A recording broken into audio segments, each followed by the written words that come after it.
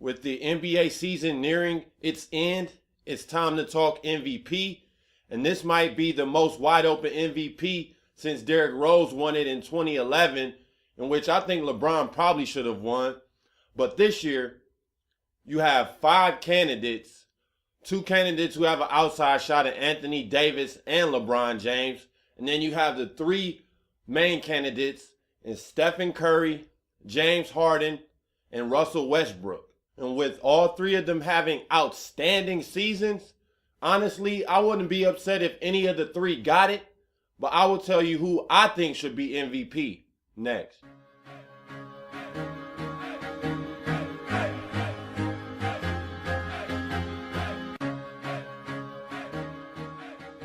Welcome back to the Best Damn Sports Blog.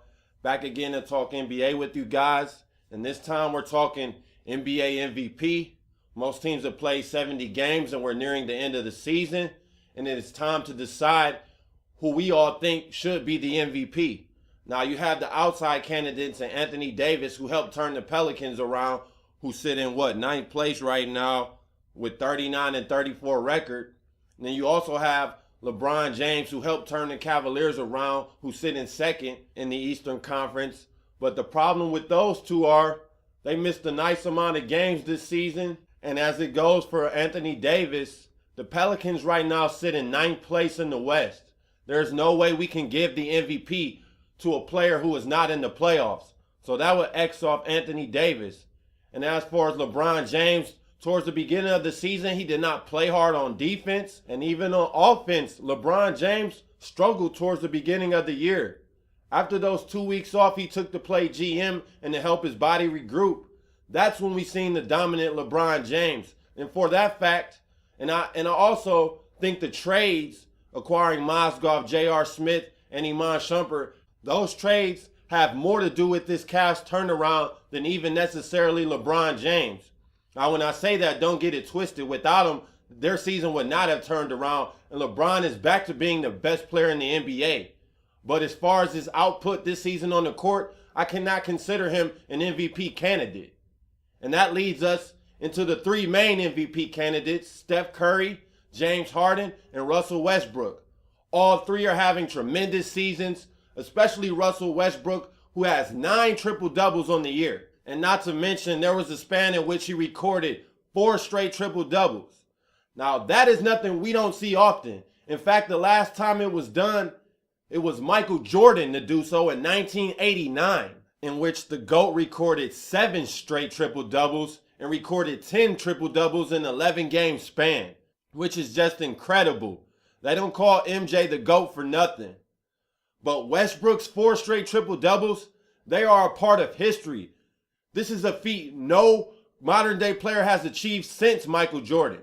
So that's nothing to sneeze at all. But where things get troubling for Russell Westbrook as an MVP candidate is the fact that he's missed 15 games this season, and OKC currently sits 8th out west, which is a playoff spot. But James Harden's Rockets, they are in 2nd in the Western Conference, and Steph's Warriors, they're in 1st. And that really matters. Now, it is not all Westbrook's fault as to why Oklahoma City is in 8th. Injuries have been a big problem for OKC this season. But without Kevin Durant, Russell Westbrook is just 19-13. And versus teams above 500 without Kevin Durant, a Russell Westbrook-led Oklahoma City Thunder are just 6-11 in those games versus teams over 500, which is definitely subpar, especially compared to what another MVP candidate in James Harden has been able to do without Dwight Howard in the lineup.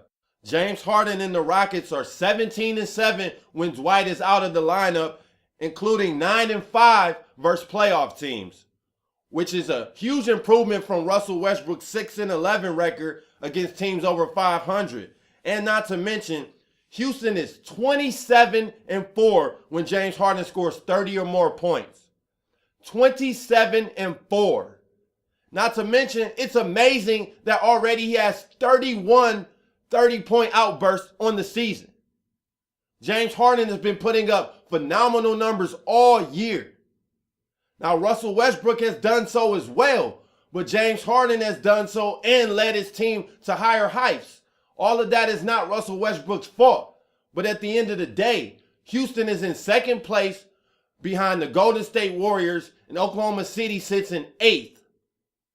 There's a big difference between the two. It's a big difference between 17-7 without Dwight and 19-13 as Russell Westbrook is without Kevin Durant. And that leads me into Steph Curry, who is the best player on the best team. And that's usually how the MVP goes. They give it to the best player on the best team, which would definitely be Steph Curry, who averages 23.7 points per game, 7.9 assists, and 4.3 rebounds per game. But what separates Steph from those two, in my estimation, is his efficiency from the field. Steph Curry has a field goal percentage of 48%, which is almost 50, and is above average for guards, which is usually around 45. As for Russell Westbrook, he shoots 42% from the field, and James Harden shoots 43.9% from the field. So Steph Curry, he is above average, while both of them are slightly below average. And when it comes to three-point field goal percentage, man, does Steph Curry blow them out of the park. Steph Curry is a 43% three-point shooter, while James Harden shoots 36% from three, and Russell Westbrook shoots 29% from three.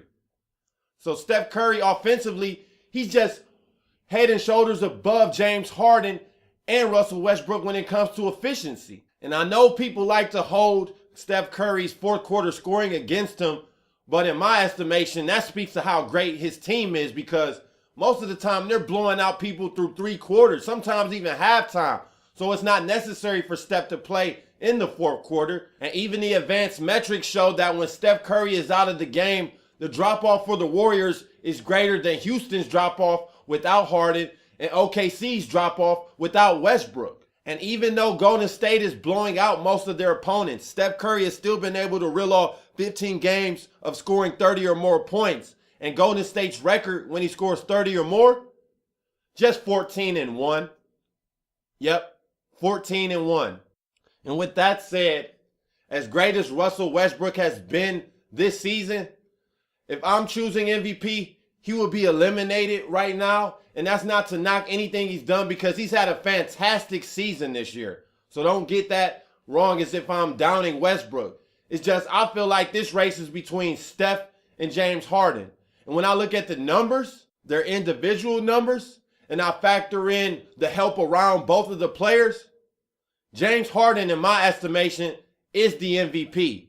I mean, 31 games of 30 or more points, 7 games of 40 or more points, and even 1 game in which he had exactly 50 points. 17-7 without Dwight Howard. Houston is currently in second place, even though Dwight has missed a nice chunk of the season. Oh, and a tidbit I forgot to throw in, those 7 games in which James Harden is going for 40 or more points, Houston is just 6-1 in those 7 games. And I know I'm mostly talking about scoring when it comes to James Harden, but he still ranks 27th in the league when it comes to double-doubles with 19 on the season. And that is only 3 less than Steph Curry has on the season. And he's a point guard, and they're typically more prone to get a double-double than a shooting guard.